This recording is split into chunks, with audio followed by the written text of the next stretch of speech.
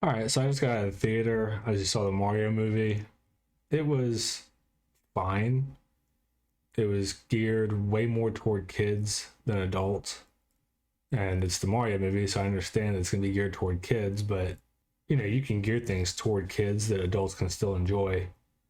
There's a million Pixar movies and that you can think of probably off the top of your head that you enjoyed as an adult. They're just good movies for kids. There was fan service out the ass. It was a fine movie overall. I think they made every Mario reference they could jam into an hour and a half, from little music references to sound effects to random little lines. They did a whole scene where they're going a long distance and you see a bunch of backdrops that are references to old levels.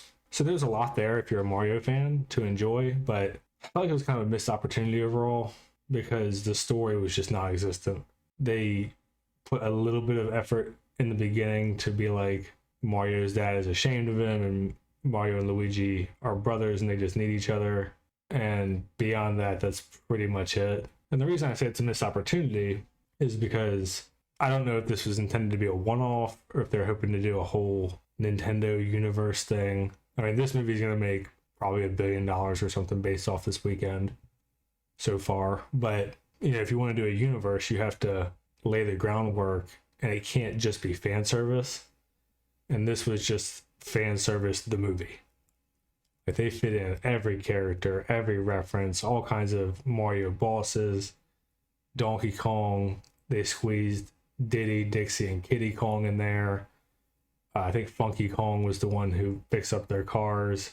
I mean, I guess there's going to be spoilers in this, but it's not a movie you can spoil, so I'm just going to talk. They really nailed it with the animation and the environments and this like the different places all looked how you'd want them to look and the characters and stuff. And I thought all the voice acting was good too, except for Cranky Kong sounded really out of place. Kind of sounded like if you were to stereotype an old Jewish person, that's what he sounded like. I don't really know why they went with that instead of just making him sound like a grumpy old man. I mean, I imagine there's a million grumpy old men in Hollywood you can use and old voice actors and whatever.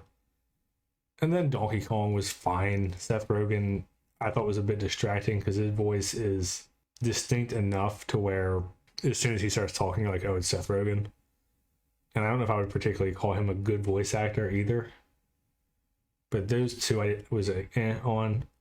I thought Jack Black did a really good job with Bowser. But yeah, it's a bummer because I feel like they did a really good job with stuff that the fans would recognize, the design of the world, the design of the characters, the voices, the animation.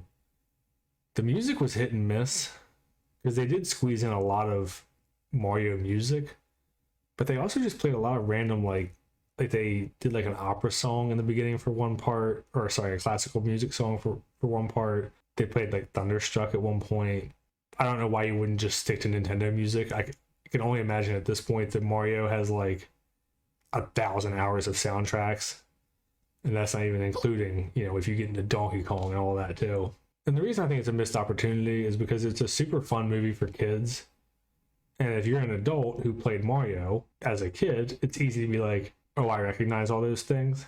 But it's very shallow, I would say. And I'm not expecting Mario to be some deep philosophical movie. But, when you go from a video game like Mario where the characters are really two-dimensional, pun intended, you have to put some effort in to give them some kind of depth.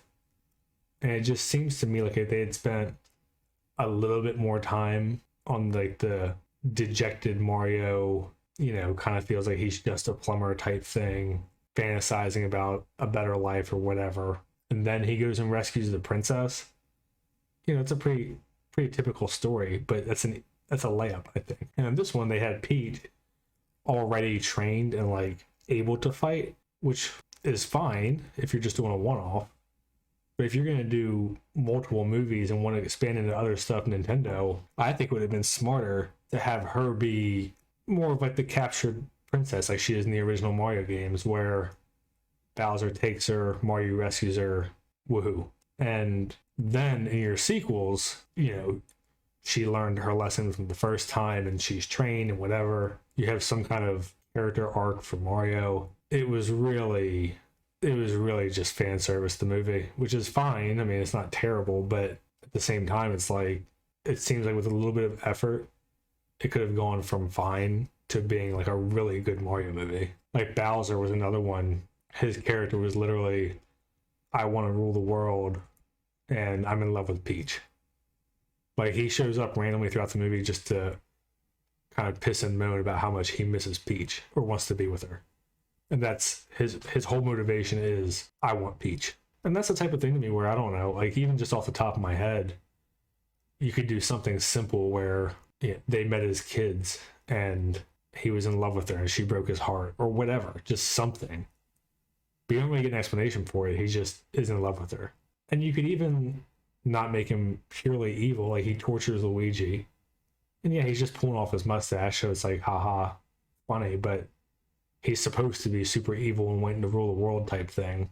I don't know. It just seems like it was very low effort as far as the characters. I mean, I don't know. It's not the worst thing in the world. It's better than people who hate Mario making it and trying to do a bunch with it that you don't need to. But at the same time, it's like with Mario, you have a lot of flexibility with the lore. So why not tell just a really simple hero slays the dragon, rescues the princess story? Give them a little bit of background, about their family and values and whatever. And there you go. I mean, people love movies like Up and Wall-E, and those are movies that are made for kids. But the first 10 minutes of Up, I think everyone loves and probably cried at. And this movie didn't really even go for that kind of thing. This movie was straight up like kind of kiddie jokes and slapstick humor and, haha, Mario fell type shit, which is fine. I just feel like if you're going to make the movie, make the fucking movie with a little bit more effort on story. And then, when this one makes $1 billion, people will be super jacked for the next one. I don't know how long you can get by on a movie that's just, oh, I recognize that thing from the video game, but now it's on a bigger screen. We've seen this kind of thing, I would say, with like The Mandalorian, where people were jizzing all over themselves season 1, and now no one gives a fuck. The ratings have tanked. I haven't heard anybody talk about it. When people do talk about it, they're making fun of it. And that's because Mandalorian and Baby Yoda didn't really have characters. And that's kind of what I'm curious to see if that happens with this, because even if this was intended to be a one-off, there's no way they're not going to make more now. And especially with the amount of properties that Nintendo has. I mean, you can practically see them making Zelda and Star Fox and Metroid already, just based on this opening weekend. So, I don't know. Overall, it's a good, fun movie. I mean, I didn't mind going to see it or anything. And there's a couple little laughs in there for adults, but not anything groundbreaking, obviously. Which I wasn't really expecting that. I was just hoping for a little bit of something to latch on to. Like, yeah, it's cool to see Mario in 3D and on the big screen with good animation and stuff, but there just needs to be something more there for me.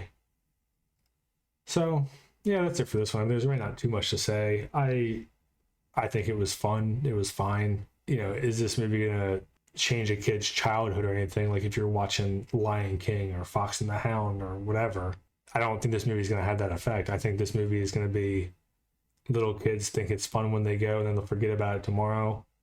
And adults will be happy that they recognize everything in it. And then they'll probably forget about it in about 2 weeks. So that's kind of where I'm at with it. But okay, thanks. See ya.